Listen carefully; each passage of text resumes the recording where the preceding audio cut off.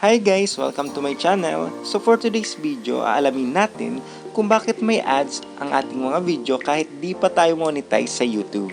At kung bago ka pa lang sa aking channel at gusto mo ng mga YouTube tips and tutorials, please like, subscribe, and hit the notification bell para maging updated ka sa mga bagong upload ng mga video.